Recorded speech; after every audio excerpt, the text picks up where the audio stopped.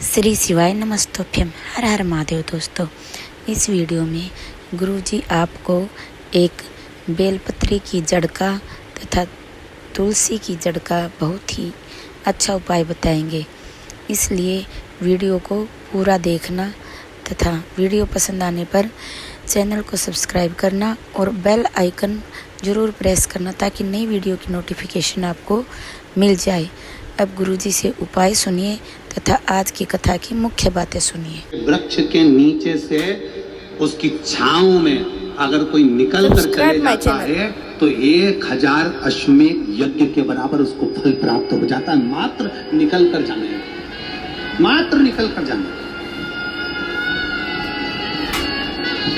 और मान लो बेलपत्री का वृक्ष सूख गया, पूर्ण तरह से सूख गया, और आखिरी में सूखने के बाद जब वो बेलपत्री का वृक्ष सूख जाता है, वो किसी काम का नहीं रहता, तो लोग उसको कटवाने की सोचते हैं, तोड़ने की सोचते हैं। तो निवेदन है, जो बेलपत्री का वृक्ष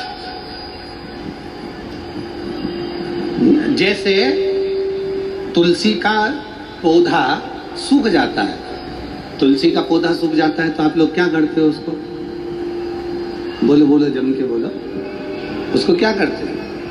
तुलसी के पौधे,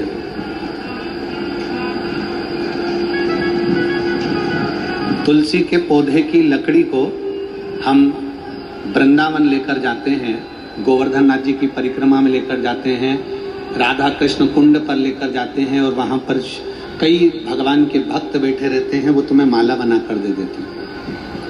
मान लो अगर माला नहीं बनाना है तो फिर क्या करोगे? तो सूखी हुई तुलसी की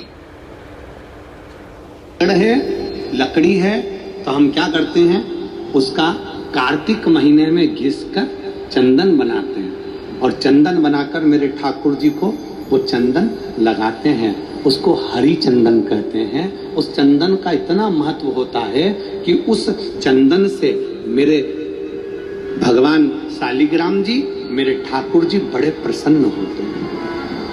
और मान लो तुमने बेलपत्री का वृक्ष है, तुम्हारे नगर में, तुम्हारे मोहल्ले में, तुम्हारे गांव में सूख गया, ना पत्ती आती ना फल आता, पूरा सूख गया, लकड़ी हो गई। अब उसको तुम निकलवा दो तो कई लोग कहते हैं हम उसको कटवाएं कि ना कटवाएं, उसको निकलवाएं कि ना निकलवाएं। सूख गया वो, प्रयास करना कि हम दूसरा बेलपत्री का वृक्ष लगाएं, और जो सूखा हुआ वृक्ष है जो कि ना पत्ती है ना कुछ है, बिल्कुल लक्कड़ हो गया, बिल्कुल लक्कड़, फिर उसमें से निकाल कर उसका भी चंदन बनाकर मेरे देव दीदी महादेव का लेपन करना प्रारंभ करो। जो मन की कामना होती है वो पूर्ण होती है।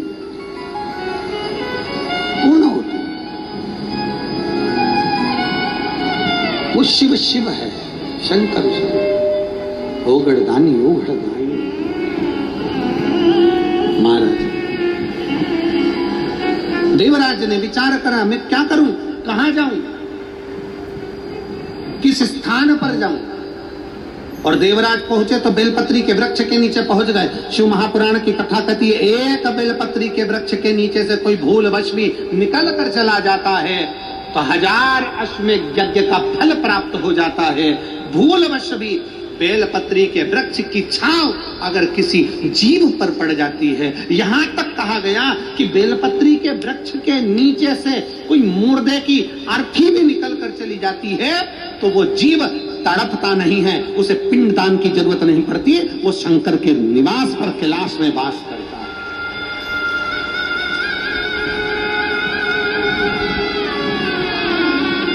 और एक अच्छी बात सीख जाओ, ओमकारेश्वर बाबा का दर्शन करने जाओ, महाकालेश्वर बाबा का दर्शन करने जाओ, भीमा शंकर का दर्शन करने जाओ, केदारनाथ जी का दर्शन करने जाओ, काशी विश्वनाथ जी का दर्शन करने जाओ, मल्लिकार्जुन बाबा का दर्शन करने जाओ।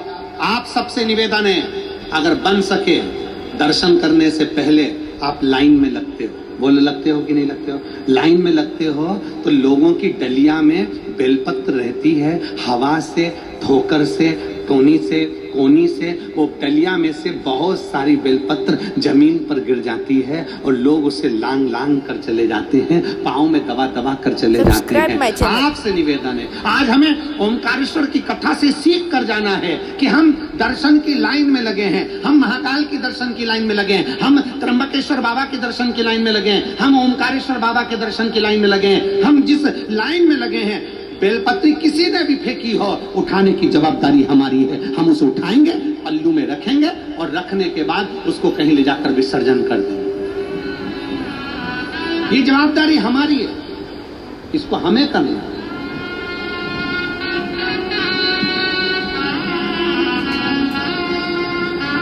अब लोग क्या सोचते हैं, कई लोग तो बड़े वीआईपी होते हैं, पड़ी है तो पड़े रहने दो, सड़ रही है तो सड़ने दो, पाँव में आ रही है तो आने दो। ना ना ना, उठाओ।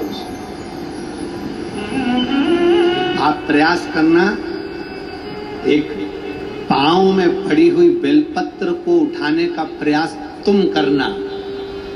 तुमने जैसे बेलपत्र उठाई है, वैसा मेरा महादेव तुम्हें दुख की घड़ी में तुम्हारा साथ देने के लिए, उठाने के लिए तत्पर खड़ा मिलेगा। प्रयास करो। लेते हो नियम? अरे बोलो जम के जरा, पक्का? कौन कौन करने को तैयार?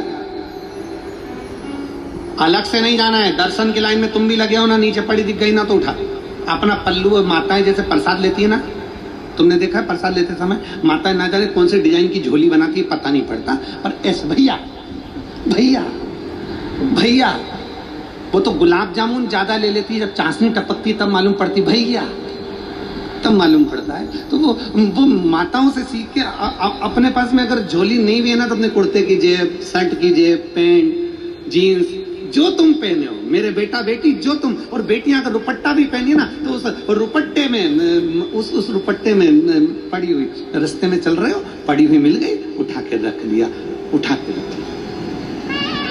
तुम एक दो लोग भी अगर करोगे ना, एक दो भक्त भी शंकर के करेंगे ना, तुमको देखकर जितने लोग लाइन में लगे होंगे ना, वो भी उठाना चालू कर देंगे, निश्चित है।